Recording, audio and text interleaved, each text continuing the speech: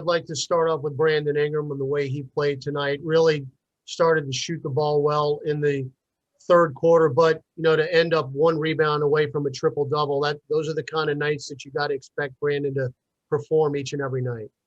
Yeah, listen, what I really liked was some of the passes he made, and some of them were just really good, simple passes to the open man. They were loading up on him. They were blitzing his pick and rolls. He was making the right play, particularly in the second half, and creating good shots for us. And when you're a go-to type player, that's your job. Your job isn't to necessarily score a lot of points. Which he did anyway, but that'll be determined on how the defense plays. Your job when we go to you is to get your team the best possible shot. And I thought he did that tonight. Coach, have you ever won a game when your team turned it over 27 times, much less by double digits? No, definitely not. And I will say I haven't had many games where my team's turned it over 27 times, and I hope that's the last one I see this year.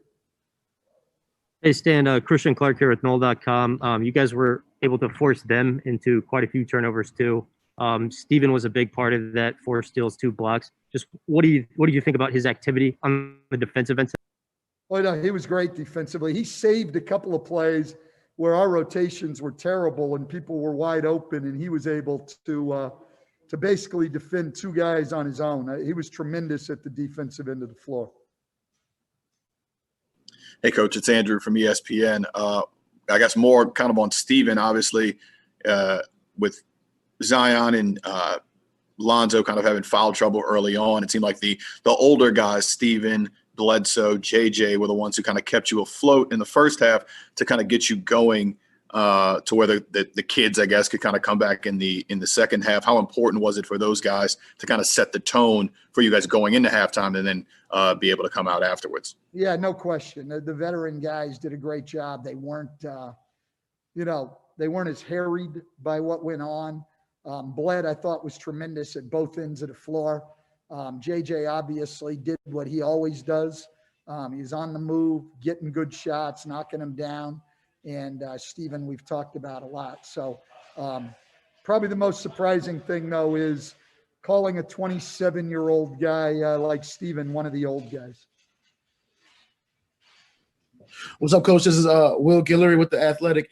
You mentioned how you wanted to free BI up a little bit because they were crowding him in the first half. How much is that just a conversation you guys at halftime, or how much is that just kind of him figuring things out during the course of the game? Yeah, it was more him. I didn't do much for him, to be quite honest, Will. I mean, it was BI doing it on his own. I didn't have a good handle on play calling at all tonight. I didn't help our guys a tremendous amount.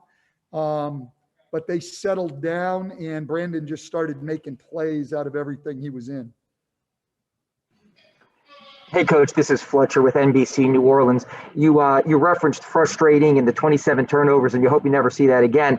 How encouraging is it to have a win, but also to have a lot of teaching moments going forward, teaching after a win?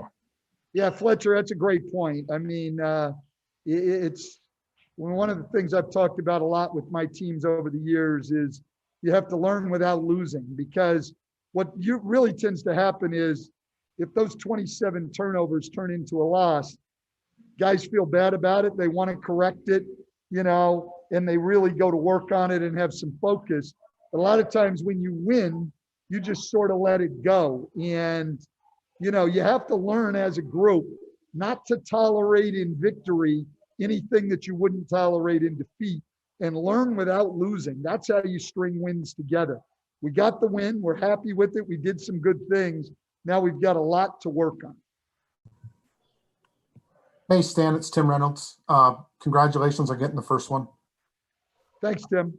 I know that you have not been the biggest fan of playing on Christmas in the past. Obviously, you're coming here Friday.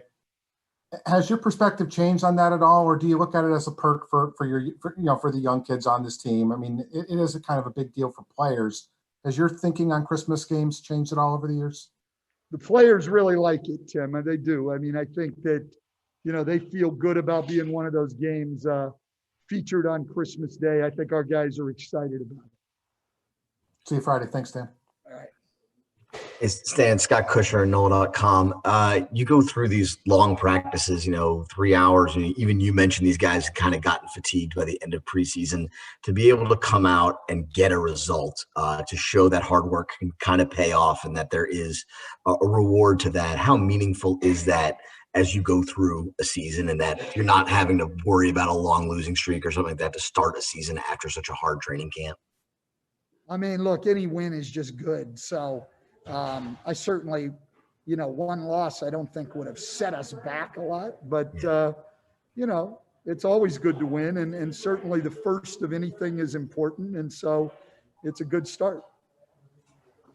Hey, Stan, Doug Mouton at WWL TV in New Orleans. This team has had trouble in the last couple of years finishing. It seems like you guys maybe played your smartest ball in the fourth quarter. I don't know if you'd agree with that, but it seems like you finished well against a team that knows how to win. Would you agree with that? Well, we did finish well, and it is a team. Our opponent was certainly a team that knows how to win, and I think that's a real positive. I thought we dug in defensively. We got on the boards for the most part. I thought we handled some adjustments defensively and did that, and then our guys made some plays. So that part of it was encouraging. I think the last 6 or 7 minutes of that game to close it out, I thought was good. Hey, Coach, this is Ollie Cosell with the Bird Rights.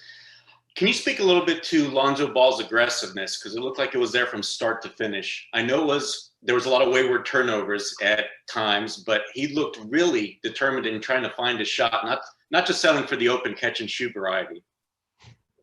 No, I thought Lonzo was aggressive. Look, I thought it was a frustrating night for him. He only played 9 minutes and change in the first half with foul trouble. That's frustrating. To bounce back and play well in the second half, I thought, again, a testament to his resilience and certainly was aggressive. So, thank you.